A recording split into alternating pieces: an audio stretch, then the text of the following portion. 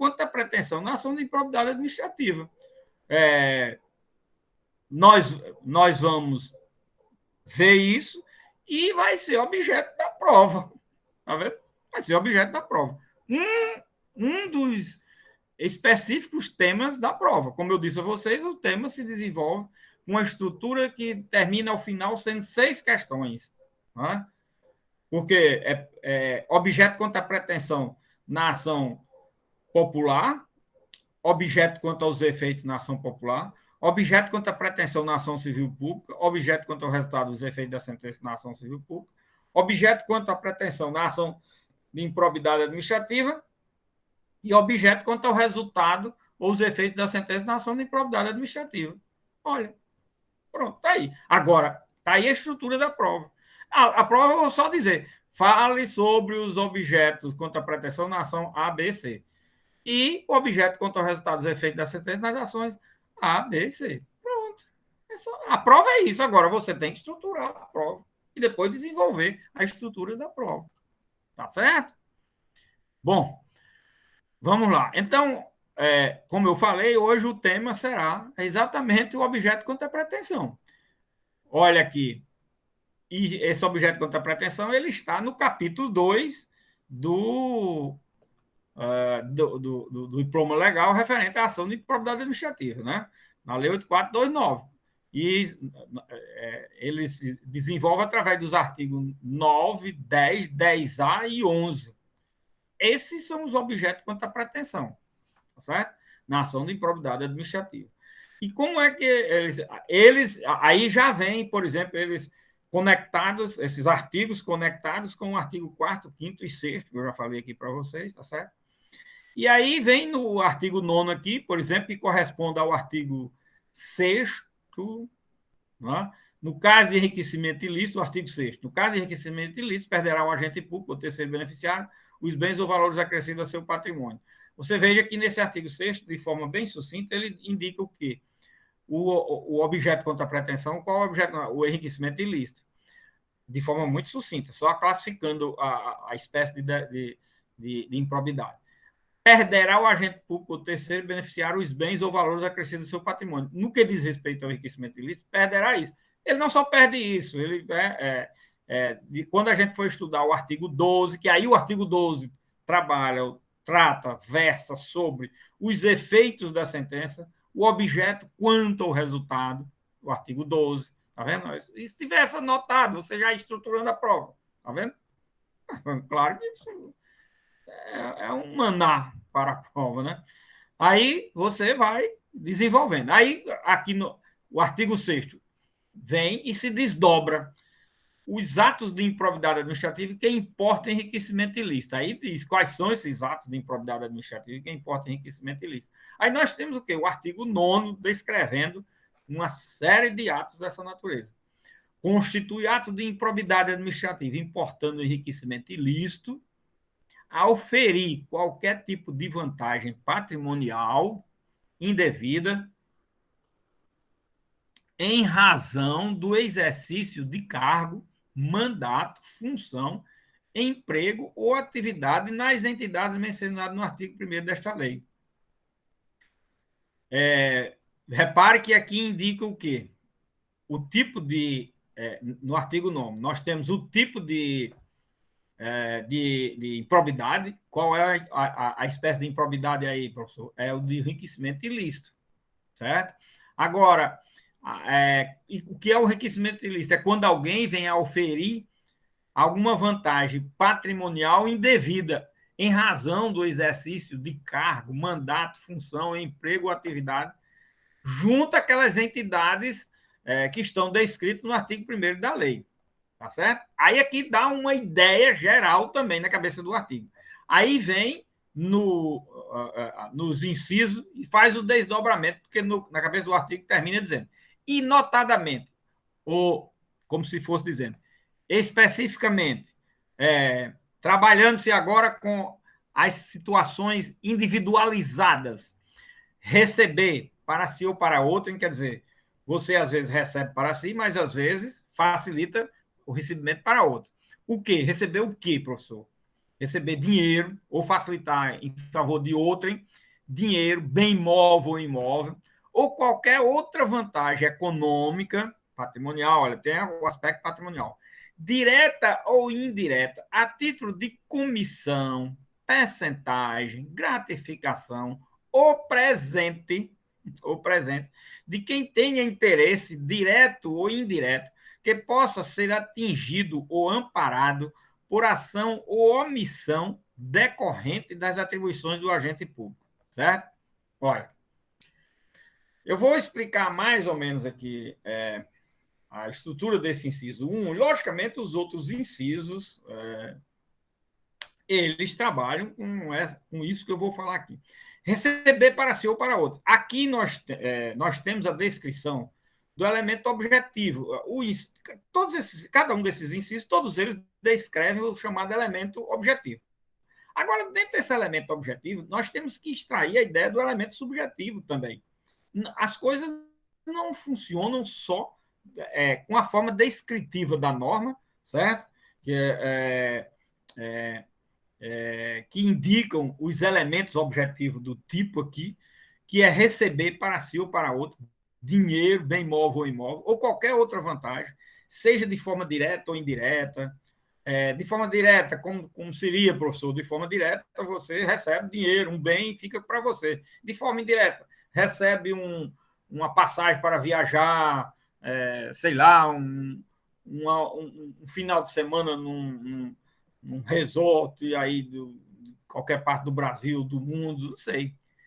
Ou uma comissão, você paga aí uma comissão para eu fazer esse serviço, uma percentagem, quanto é que vai ser, qual vai ser a vantagem que você vai obter aqui? Tanto, vou ter 1 milhão de vantagens, me dá um percentual de 1% disso, 0,5%, uma gratificação para fazer isso. O presente. Bom, aí você diz, bom, então, uma vez caracterizado uma situação, nós estamos dentro do elemento objetivo, né? De quem tenha interesse. Então, professor, receber um presente já pode configurar um ato de improbidade. Pode configurar um ato de improbidade, mas você veja o seguinte: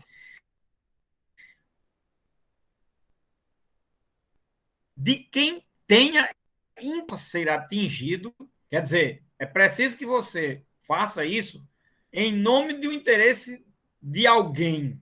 Aí o interesse é de alguém, de outrem, de forma direta ou indireta. Eu vou fazer isso aqui porque fulano de tal vai receber a família dele, ou não sei quem lá, o marido, a mulher, o primo, o parente, sei lá, de forma direta. Que possa ser atingido, vai atingir ele, você também pode fazer por maldade, né? E atingir.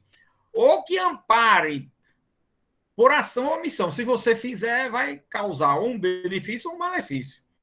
Ou se você não fizer, se omitir, também causará um benefício ou um malefício, uma vantagem, uma desvantagem. Decorrente das atribuições do agente público. Isso em razão, por motivo, por força da atividade, das atribuições de você como agente público. Então, é preciso que haja um liame, olha, entre a vantagem que foi obtida, certo? A condição de agente público sua, porque se você não for agente público, não tem nada a ver, certo? E em razão dessa atribuição, que você pode ser agente público de outro setor, de outra coisa, e você não fez nada para aquela pessoa, mas ele chegou e deu um presente. Isso implica numa improbidade? De jeito nenhum. Certo? Então é preciso que você tenha. Ok? Certo? Realize algo ou deixe de realizar algo em benefício de alguém, certo? De forma direta ou indireta, e levando em consideração a sua condição de agente público. Porque se você está no setor, a pessoa vem e fala: oi, tudo bom, boa tarde, bom dia, tudo, vai conhecendo você, depois traz um presente para você, ele tem a relação com outro agente, outro servidor lá, que talvez faça, ou fez, mas com você não fez o ato, não praticou nada, então você pode receber presente, você quer, você não está praticando nenhum ato de improbidade. Então, nós temos o que aqui? Nós temos que indicar aqui que há um elemento objetivo, que é a realização de um desses atos, certo? Consubstanciar, caracterizar todas essas circunstâncias, tá certo? E depois você tem agido de forma dolosa, porque aí vem aqui o elemento subjetivo do artigo 9º, toda a jurisprudência uníssona do STJ, é no sentido de que haja o elemento subjetivo, aqui é dolo. O artigo 9º só se caracteriza se houver dolo. Ou seja, você está fazendo aquilo realmente, não é só consciente e sabedor de que é errado, é com a intenção, com o desejo, com o propósito, você está tendo consciência que aquilo leva a que você não esteja praticando um ato realmente considerado lícito. O ato é ilícito, aquela prática não é a prática de um agente público. Isso você tem que saber, isso você tem que estar consciente, isso você tem que verificar. Peraí, por que essa pessoa está me dando esse presente? O que eu fiz? O que eu estou vendo? Qual é o interesse dele? Você tem que fazer todos esses questionamentos, certo? Para poder se caracterizar o ato de improbidade. Isso, o elemento subjetivo, ele é muito. O elemento objetivo, a leitura do dispositivo, a gente chega ao resultado, dependendo de como o fato aconteceu. E, logicamente, você tem que configurar o fato para a situação dessa, numa dessas situações que o inciso 1 descreve, tá certo? Agora, o elemento subjetivo são as circunstâncias do fato, as circunstâncias de como as coisas aconteceram, acontecem, se desenvolveram.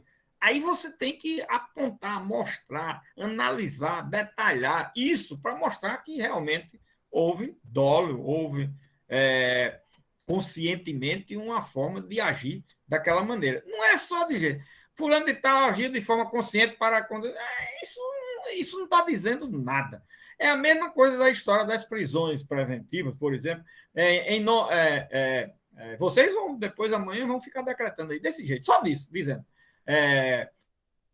Com o fim de garantir a instrução do processo, com o fim de assegurar o interesse público, vai dizer esse besterol. Olha, dizer isso é a mesma coisa que você está dizendo. Olha, o Sol é quadrado ou é redondo. Tanto faz você está dizendo que o Sol é quadrado ou redondo, qual é a diferença de você dizer isso?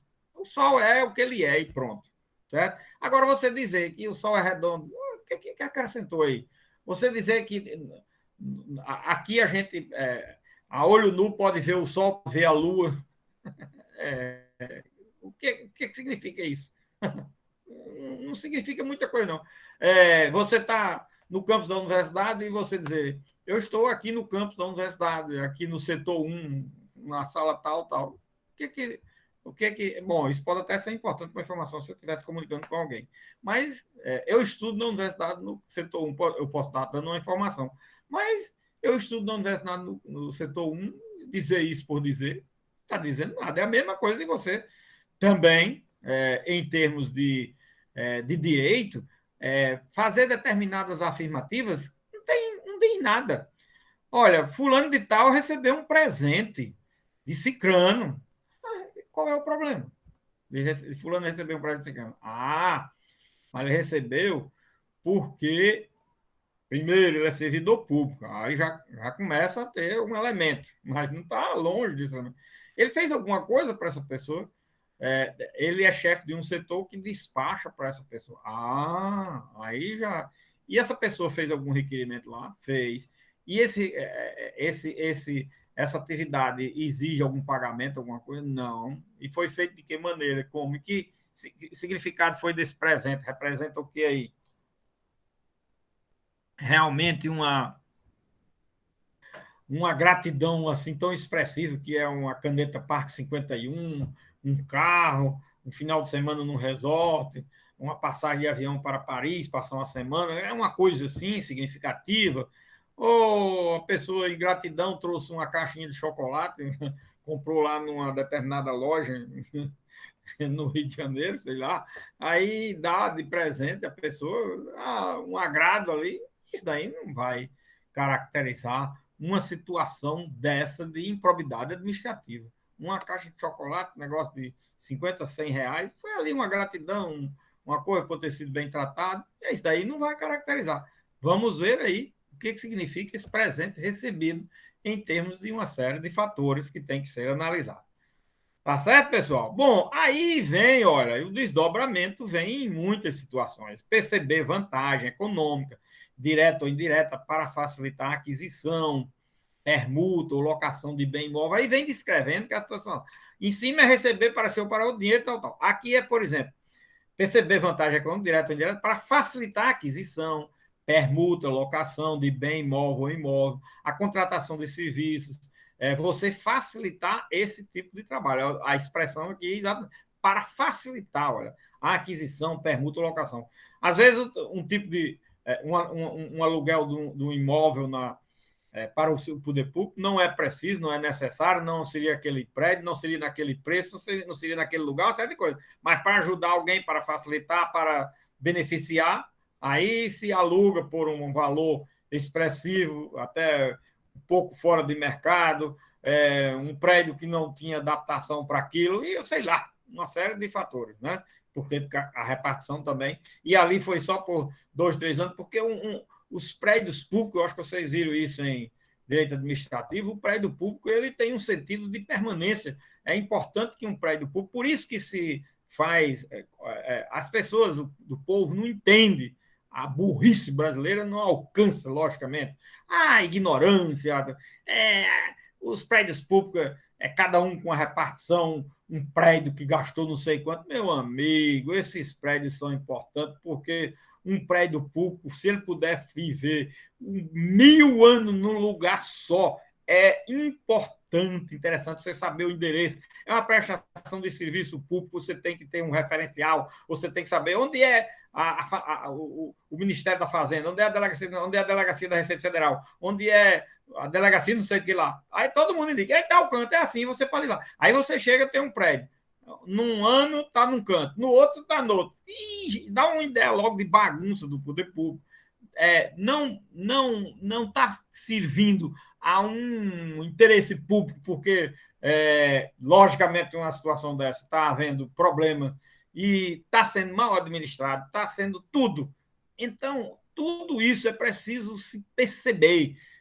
A construção de um imóvel para uma prestação de serviço público é importante só pelo fato dele ter para ficar ali fixado e, se puder, enquanto existir gente na Terra, ser naquele lugar. É assim, é isso que tem que se saber também, certo?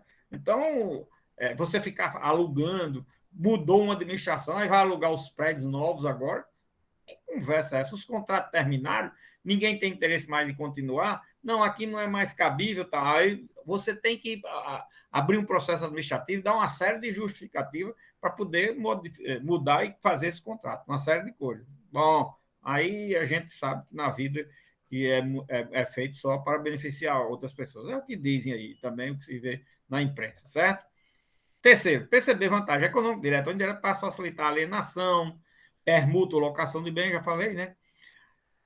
Quarto, utilizar em obra ou serviço particular, utilizar em obra ou serviço particular, utilizar em serviço seu, veículos, máquinas, equipamento ou material de qualquer natureza, de propriedade ou à disposição de qualquer das entidades mencionadas no artigo 1º desta lei, bem como o trabalho de servidores públicos, empregados ou terceiros contratados por essas entidades.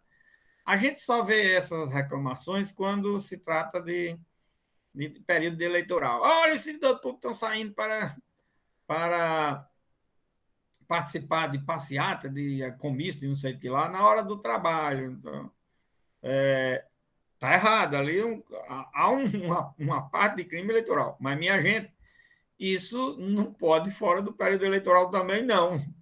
Ninguém pode estar acompanhando, despendendo trabalho, conhecimento numa obra, num serviço particular de um chefe, de um. Não, não. O seu trabalho é só para ser despendido em benefício do poder público, certo? Isso daí envolve, logicamente, aquele trabalho que você vai realizar lá na repartição. Agora, tem outros tipos de trabalhos que envolvem, às vezes, a pessoa realizar trabalhos da pessoa particulares, como o, os trabalhos que é feito por assessores de resolver problemas da autoridade, para poder ela ter disponibilidade de tempo e ficar prestando o serviço, dada a relevância do cargo, dada a relevância das tarefas, para não estar, logicamente, se afastando do local de trabalho. Porque também você chega e procura uma autoridade, chefe disso, aquilo outro, ele não está no local, mesmo que ele esteja fazendo uma coisa muito importante na vida particular dele, certo? A pessoa vai dizer, mas esse chefe só vive em casa, só vive no médico, só vive nisso, só vive naquilo, não vem na repartição, não? E como é que uma pessoa trabalha e não vem na repartição? Pois é, olha aí como é interessante, não é? Tem todas essas situações, viu, minha gente? Quinto, receber vantagem econômica de qualquer natureza, direta ou indireta, para tolerar a exploração ou a prática de jogos de azar. Olha aí, tolerar a prática de jogos de azar, de lenocínio, de narcotráfico, de contrabando, de usura ou de qualquer outra atividade ilícita, ou aceitar a promessa de tal vantagem, é ato de improbidade. Isso também é ato, às vezes, ou de crime ou de contravenção, não é? Mas também é ato de improbidade. Receber vantagem econômica de qualquer natureza, direto ou indireto, para fazer declaração falsa sobre medição ou avaliação em obras públicas, os peritos, os avaliadores de empréstimos de obras públicas, de empréstimos dos entes públicos ou de obras, isso, de realização de obras, serviços, etc., ou qualquer outro serviço, ou sobre quantidade de peso, medida, qualidade ou característica da mercadoria ou bens fornecidos a qualquer das entidades mencionadas no artigo 1º desta lei.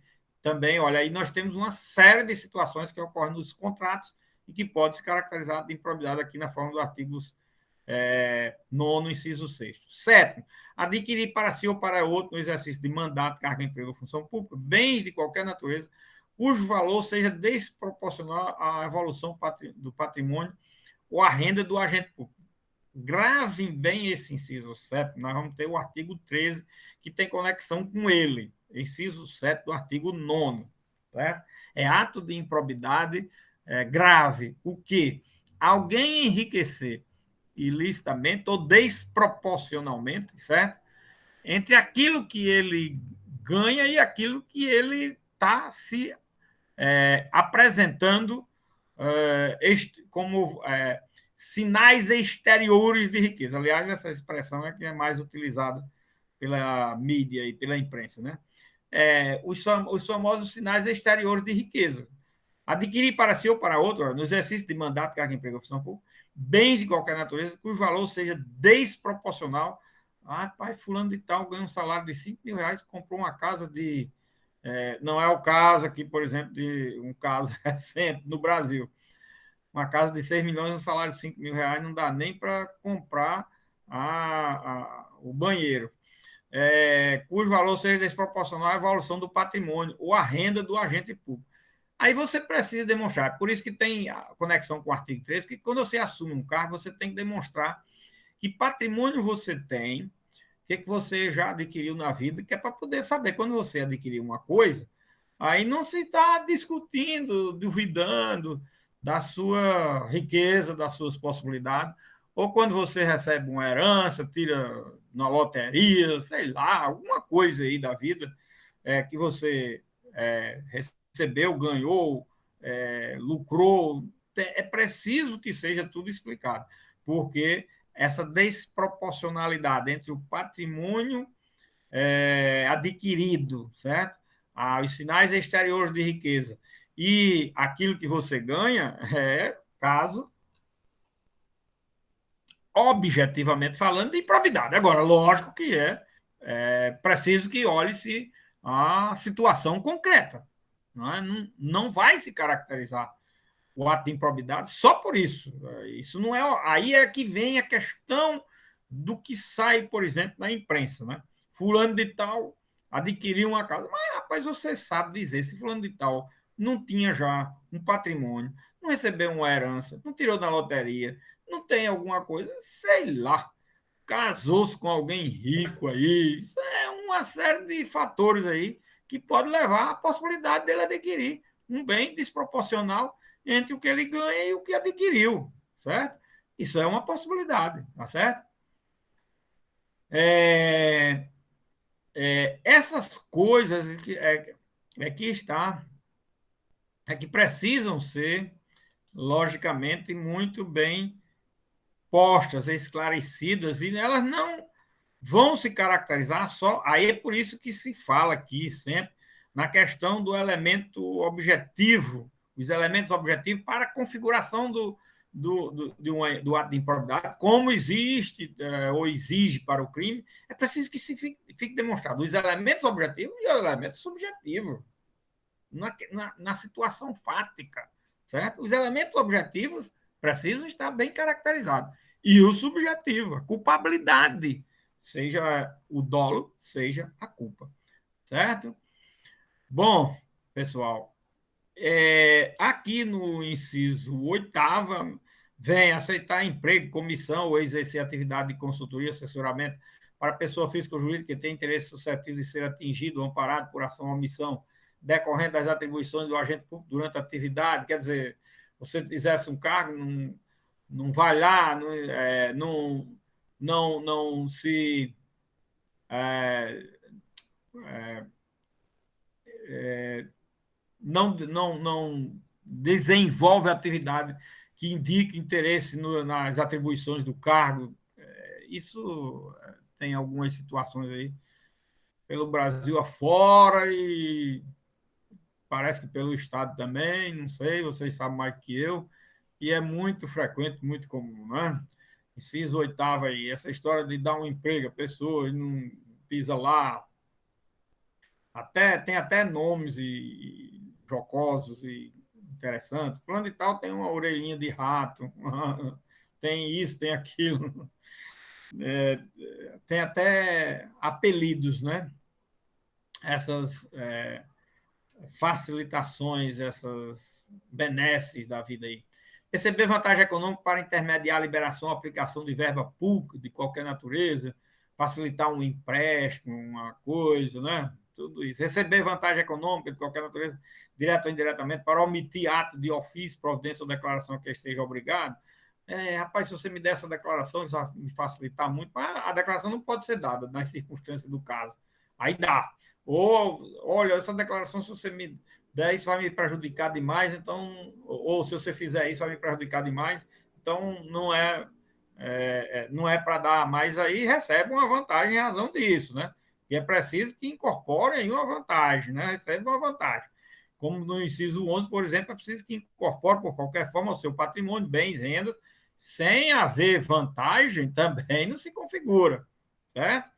E no 12, usar em proveito próprio bens, rendas, verbas ou valores integrantes do acervo patrimonial das entidades mencionadas no artigo 1º desta lei. Então, são situações, aí nós temos 12 incisos, que eles se transformam em milhares de possibilidades e situações, que a vida, o cotidiano da vida, as relações jurídicas, as atividades, é que vão indicar aquela situação que você vai procurar saber se encaixa num dispositivo desse, num inciso desse ou não, no que diz respeito a enriquecimento ilícito. Porque é o seguinte, se você obtém um enriquecimento ilícito, mesmo que não cause prejuízo ao erário, você vai incidir numa dessas hipóteses do inciso 12, tá certo?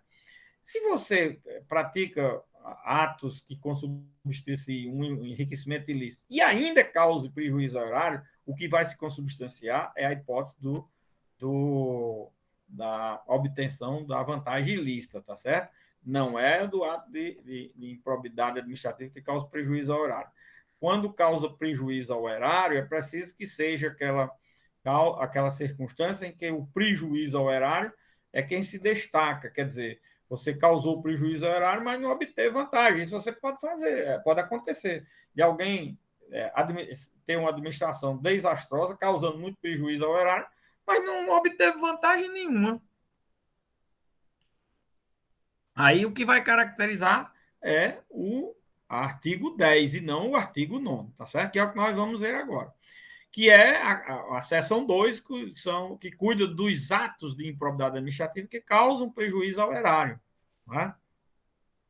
Esses atos de improbidade que causam prejuízo ao erário, aí você tem o artigo 10 que descreve, dizendo: constitui ato de improbidade administrativa que causa lesão ao erário, qualquer ação ou omissão dolosa ou culposa, que enseje perda patrimonial de quem? Causando prejuízo ao erário.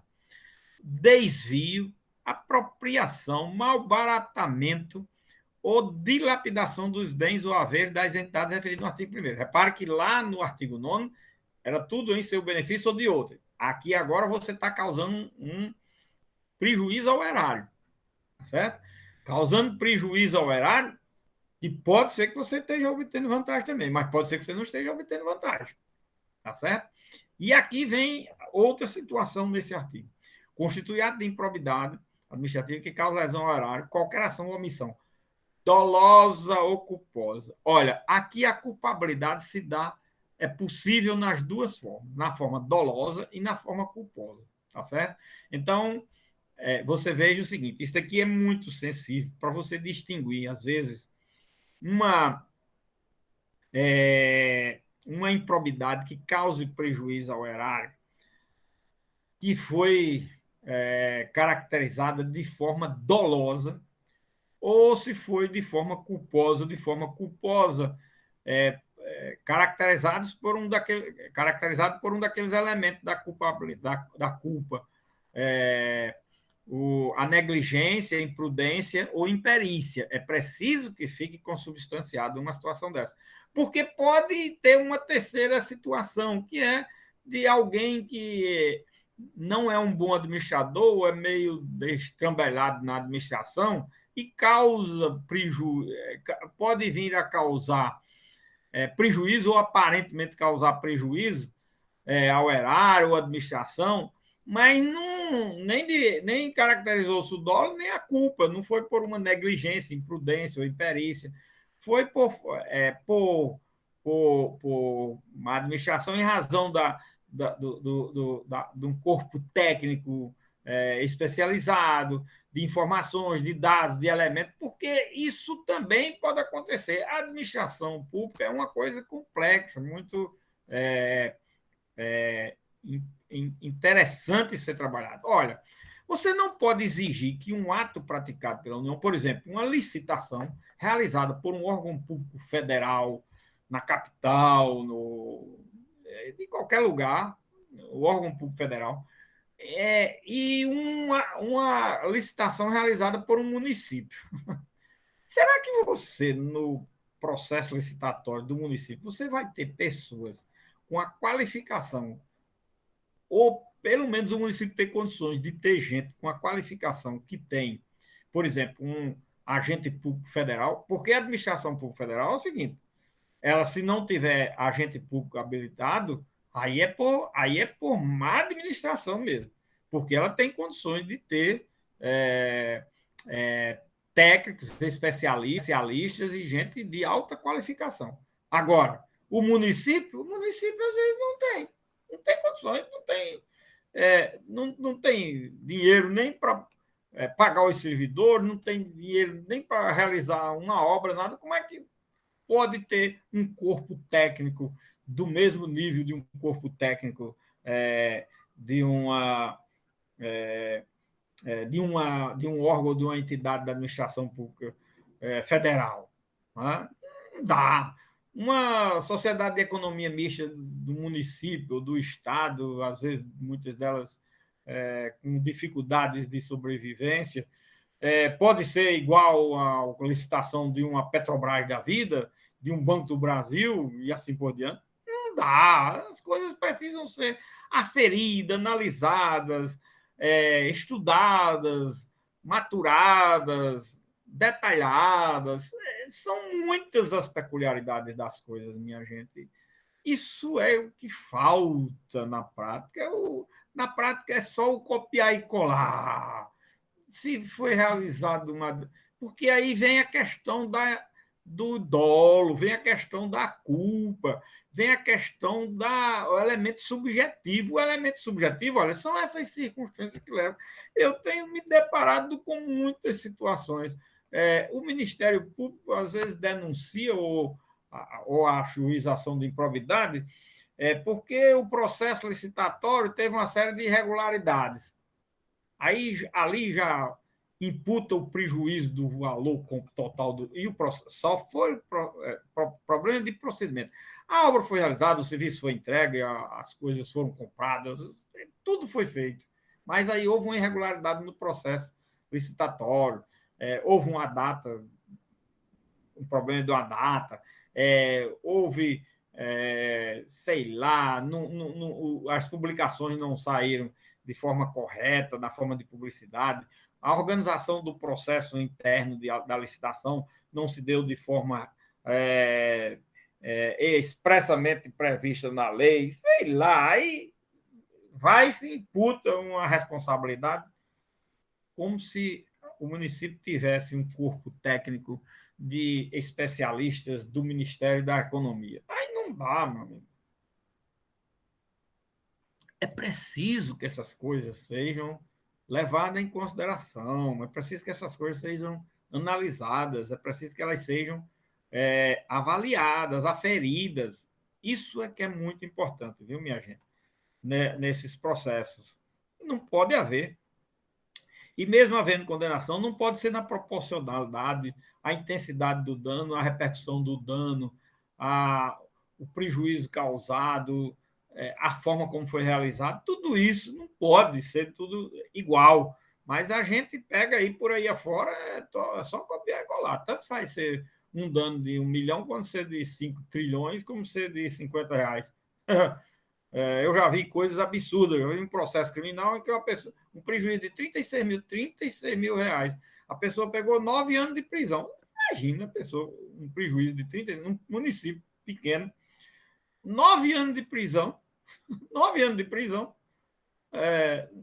O prejuízo alegado na denúncia era 36 mil reais de um problema de possível diferença, e era possível diferença, não existia uma comprovação insofismável de diferença de mercadorias entregue, certo? Uma possível diferença de 36 mil reais, 36 mil, a pessoa pegar uma pena de 9 anos de prisão no processo criminal, além da ação de improbidade administrativa. Você imagina um negócio desse? Isso é razoável, proporcional. E o princípio da proporcionalidade? Meu Deus, para o tipo de crime, por exemplo, nesse caso concreto que eu estou mencionando, o mínimo era 2 anos. 2 anos já era uma pena estratosférica. Imagine 9. Pois é, chegou a 9. É assim. Aí, mas ainda tem gente que diz: não, tem que ser. Era para ser 20, era para nunca mais voltar, para ficar aí morrendo na cadeia. Bom, tem tudo, tem gente para tudo. Tem cabeça e tem. Faço como um professor no curso que eu estou. Minha gente, no mundo tem gente para tudo e tem aí uns que, infelizmente, faz direito, mas tem uma cabeça de carrasco. Eles deveriam estudar outro, fazer um curso técnico para ser carrasco, não um profissional do direito. É mais ou menos isso que a gente vê por aí afora. Bom, então, no artigo 10, nós temos o quê? A forma dolosa, a forma culposa, vamos chamar a atenção para esse aspecto, tá certo? E aí, olha, facilitar concorrer para que, por qualquer forma, para a incorporação ao patrimônio particular de pessoa física ou jurídica de bens, renda, valores ou integrantes do acervo patrimonial das entidades. Quer dizer, aí é você tirar das entidades e se beneficiar. Se beneficiar, não. Tirar das entidades, mesmo que não tenha benefício, certo? Nem para você, nem para outro. Permitir ou concorrer, no inciso 2, para que pessoa física ou jurídica privada utilize bens, rendas, velas ou valores integrantes do acervo patrimonial das entidades, sem a observância das formalidades legais ou regulamentares aplicáveis à espécie. Olha, utiliza bens, rendas, verbas, valores, tá certo? Aí aquilo você está sendo, possivelmente, sendo beneficiado ou alguém e ainda causando prejuízo ao erário. O problema é o artigo 10, é preciso ter cuidado. Ele só vai se caracterizar se não houver benefício pessoal ou de outro. E se houver benefício de outro, mesmo causando prejuízo ao erário, mas vai para uma das hipóteses do artigo 9, não o 10, tá certo? Terceiro, doar a pessoa física ou jurídica, ainda que para fins educacionais ou assistências, bens, assistenciais, bens, rendas, verbas ou valor do patrimônio de qualquer das entidades. Esse daqui é um aspecto interessante. Esse inciso 3. Muitas das vezes as entidades da administração pública, órgãos públicos, eles fazem doações de muitas. A universidade tem um bocado de cadeira quebrada aqui das salas de aula, computador que não funciona, um retroprojetor desse, aí está lá um depósito de. Vamos fazer uma doação desses bens a uma entidade filantrópica. Às vezes, uma boa ideia, um ato de grande prestação de um serviço social, etc. Mas, minha gente, para fazer isso, é preciso ter um processo que tenha certa rigorosidade. Não é chegar assim e pegar, olha, vamos doar, a entidade tem, doa uma entidade altamente necessitada. Foi muito importante, mas pode se caracterizar uma, uma improbidade. Por quê? Porque não foram observadas as formalidades legais e regulamentares aplicáveis à espécie. Se não foi observado isso, pode se caracterizar uma improbidade, por incrível que pareça. Quarto, permitir ou facilitar alienação, permuta, ou ainda prestação de serviço por parte delas por preço inferior ao de mercado, olha, causando prejuízo. O bem é da pessoa jurídica. Você vendendo por preço inferior está causando prejuízo ao erário. Permitir ou facilitar a aquisição, permuta ou locação de bem ou serviço por preço superior ao de mercado, aqui inverte. Você está adquirindo por preço superior. Aqui é a história dos valores das compras de bens e serviços super valorizados, né? Então, nós temos aí essa hipótese. Realizar operação financeira sem observância das normas legais e regulamentares, né? Basta quebra de normas legais e regulamentares para se caracterizar, desde que cause prejuízo ao erário. Porque se não causar prejuízo, nós vamos ver lá no artigo 11, se não causar prejuízo, vai ser uma hipótese do artigo 11 e não do 10. Conceder benefício administrativo ou fiscal, sem as formalidades legais, fora dos regulamentos, frustrar a licitude do processo licitatório, celebração de parceria de entidades sem fins lucrativos ou dispensá-lo indevidamente, olha aí. Ordenar ou permitir a realização de despesas não autorizadas em lei ou regulamento, olha aí. Ordenar a realização de despesas não autorizadas em lei ou regulamento. Teve aí um presidente da República que tiraram aí no tal do impeachment aí por causa desse problema aqui, tá certo? Que está na lei de improbidade administrativa e está na lei de responsabilidade política lá do impeachment. Olha aí. Agir negligentemente na arrecadação de tributo ou renda, bem como no que diz respeito à conservação do patrimônio público, quer dizer, o administrador tem que também ser eficiente na arrecadação de tributos, de renda. Se ele não for, pode estar causando prejuízo ao erário, tá certo? Pois por isso que o Estado cobrar tributo de forma eficiente é uma atividade lícita e altamente pela ordem jurídica altamente pertinente no que tange à eficiência do Estado, atendo o princípio da eficiência, olha aí. Liberar verba pública sem estrita observância de normas, permitir facilitar concorrer para terceiros se enriquecer ilicitamente, né? Permitir que se utilize em obra ou serviço particular veículos, olha, os bens ou móveis ou imóveis, em obras, serviços, e que às vezes nem devolve ao patrimônio público, imagina, o uso só para caracterizar uma vantagem ilícita. E a perda dele para o patrimônio da entidade? Olha, pode se caracterizar tanto do artigo 9º como do artigo 10. Agora, havendo vantagem, se causar só prejuízo, é o artigo 10. Havendo vantagem, é o artigo 9º. Certo? Celebrar contrato ou outro instrumento que tenha por objeto a prestação de serviço público por meio de gestão associada, sem observância das formalidades previstas em lei. Aliás, esses incisos aqui todos foram acrescidos a partir aqui do inciso 14, até o inciso 14, até... 14, nada.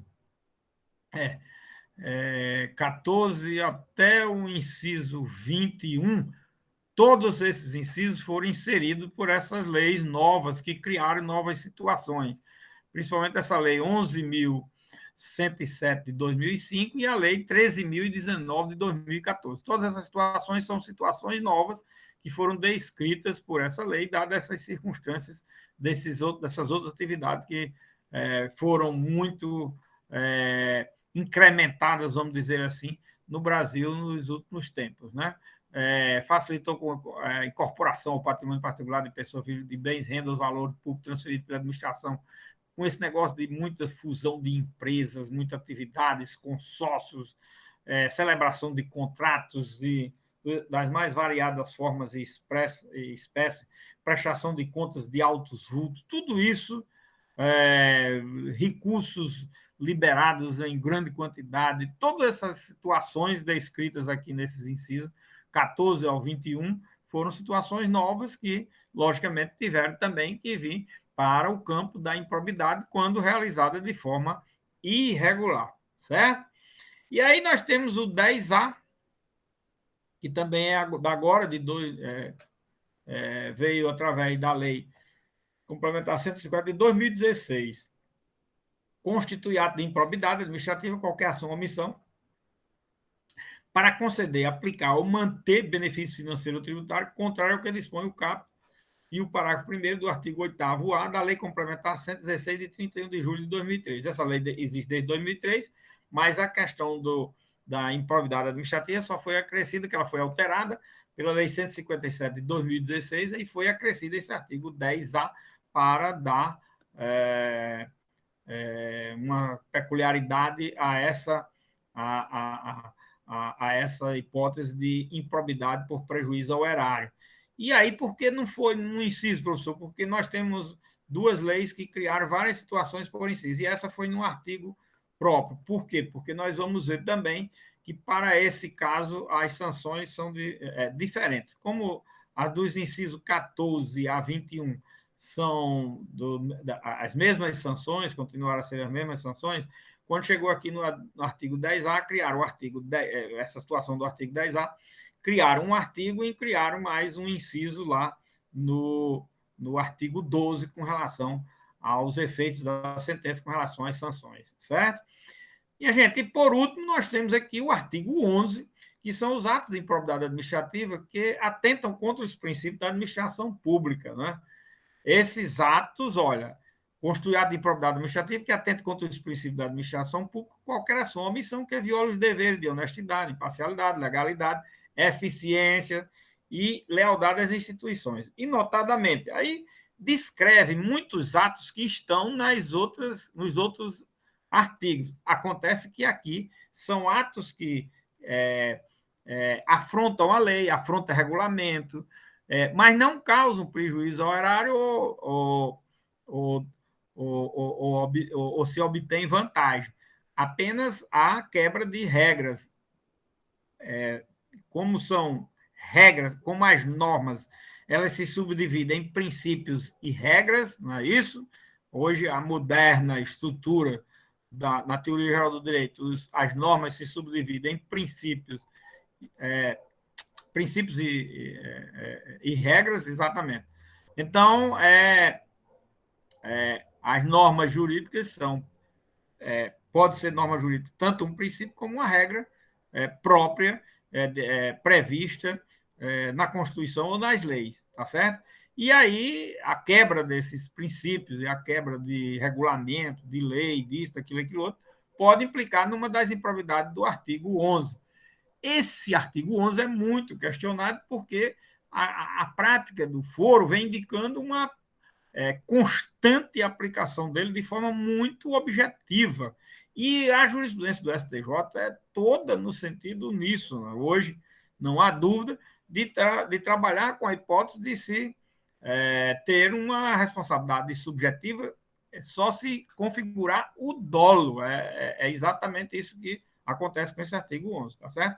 Aí, constitui ato de improbidade administrativa que atenta contra os princípios da administração pública, qualquer ação ou omissão que viola os deveres de honestidade, imparcialidade, legalidade e lealdade às instituições, e, notadamente, praticar ato visando fim proibido em lei ou regulamento, retardar ato que deixar de praticar devidamente de ofício, mas não causou prejuízo, não obteve vantagem, mas deixou de praticar o ato.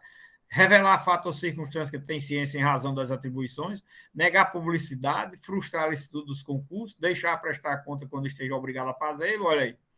Revelar ou permitir que chegue ao conhecimento de terceiro antes da respectiva divulgação teor de medida político-econômica, descumprir as normas relativas à celebração, fiscalização e aprovação de contas, deixar de cumprir a exigência de requisito de acessibilidade, olha aí, previsto na legislação, e transferir recursos às entidades privadas em razão de prestação de serviço na área de saúde, sem a prévia celebração do contrato. Nossa, como está tendo esse problema aí atualmente, né? Então, olha, esse artigo 11 é muito questionado, estão dizendo que vão até revogar ele, certo? Por quê? Porque estão abusando muito na aplicação, ao invés de se buscar a configuração do elemento subjetivo, que é dolo, isso daqui só existe, se configura, se existe dolo, então, em razão disso, estão questionando muito o dispositivo. Aquela história que eu falei desde a aula passada. Vamos aplicar as normas dentro dos limites das normas. Não sei se vocês estão acompanhando, mas vocês estão vendo aí, quem estiver fazendo leitura de algum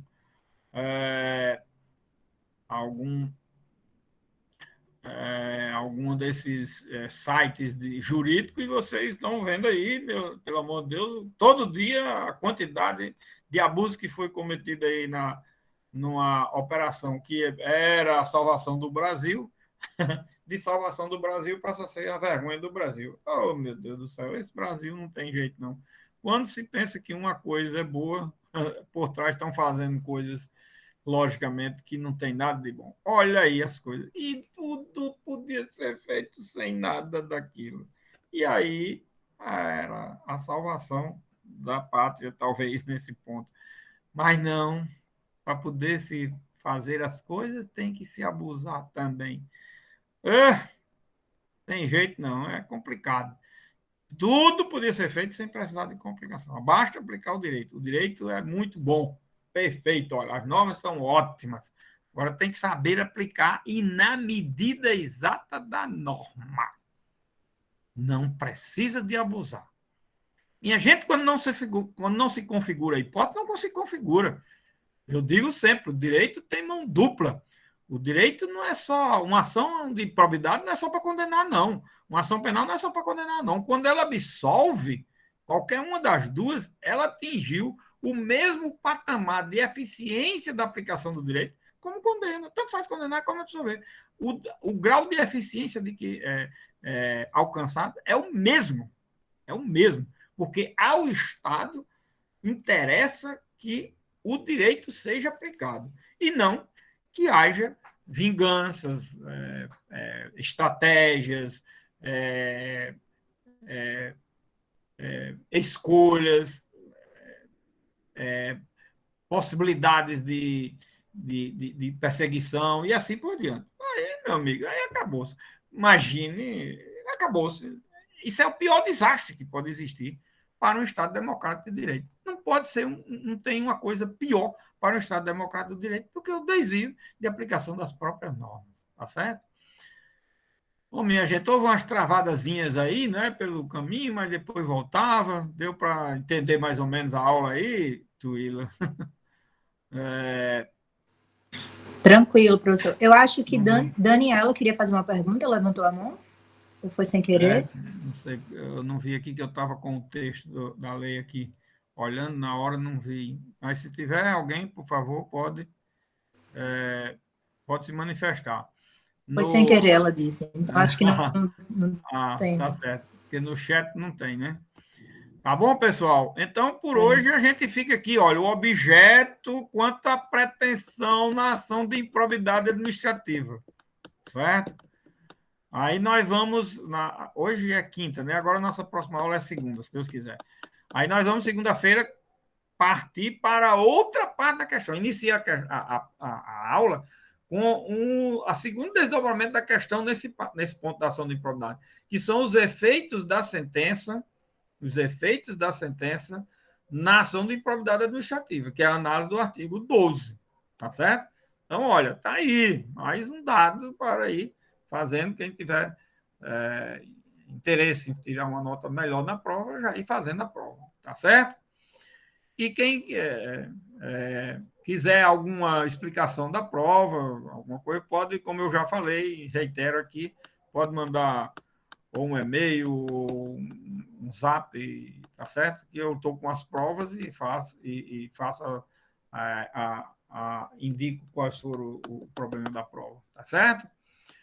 Boa noite, bom final de semana, estudo. Agora nós só podemos ficar em casa estudando, né? Todo mundo já sabe, ninguém pode sair, então vamos estudar, estudar. Eu acho que a próxima prova, se Deus quiser, vai ser muito boa nota, porque, porque todo mundo vai, logicamente, só estudar agora, né? Ninguém pode sair, então vamos estudar, vamos estudar.